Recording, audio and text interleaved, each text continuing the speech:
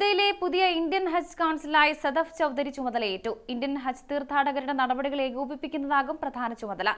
ഹജ്ജ് council തസ്തികയിലെത്തുന്ന ആദ്യ വനിതാ IFS ഉദ്യോഗസ്ഥയാണ് Sadaf Chaudhary. കാലാവധി പൂർത്തിയാക്കി മടങ്ങിയ കണ്ണൂർ സ്വദേശിയായ മുഹമ്മദ് അബ്ദുൽ ജലീലിന്റെ സ്ഥാനത്തേക്കാണ് പുതിയ നിയമനം. ഉത്തരാഖണ്ഡിലെ റൂർക്കി സ്വദേശിയായ സദഫ് ചൗധരിയാണ് ജിദ്ദ കോ-കോൺസുലേറ്റിൽ പുതുതായി ഹജ്ജ് കൗൺസിലായി ചുമതലയേറ്റത്. തസ്തികയിലെത്തുന്ന ആദ്യ വനിതാ IFS ഉദ്യോഗസ്ഥ എന്ന പ്രത്യേകതയുമുണ്ട്. സൗദിയിൽ ഇന്ത്യൻ ഹജ്ജ് തീർത്ഥാടകരുടെ മുഴുവൻ കാര്യങ്ങളും ഏകോപിപ്പിക്കാൻ ഇവർക്കാകും.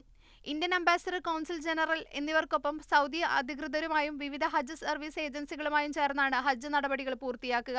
2020 സിവിൽ സർവീസ് പരീക്ഷയിൽ ഉയർന്ന റാങ്ക് നേടിയ സദഫ് ചൗധരി ഫ്രാൻസിലെ മാഴ്സെയിലിൽ ഇന്ത്യൻ കോൺസുലേറ്റിൽ ഹെഡ് ഓഫ് ചാൻസലറായി ചുമതല വഹിക്കുകയായിരുന്നു. പ്രസ്, ഇൻഫർമേഷൻ, സാംസ്കാരിക വകുപ്പുകളുടെ ഹെഡ് ഓഫ് കൗൺസിലായി ഇമാം മഹദി ഹുസൈനും പുതുതായി ചുമതലയേറ്റിട്ടുണ്ട്. എത്യോപ്യയിലെ ഇന്ത്യൻ എംബസിയിൽ സേവനമനുഷ്ഠിച്ചിരുന്ന ഇദ്ദേഹം ബീഹാറിലെ ചമ്പാരൻ സ്വദേശിയാണ്. Media 1, Jeddah.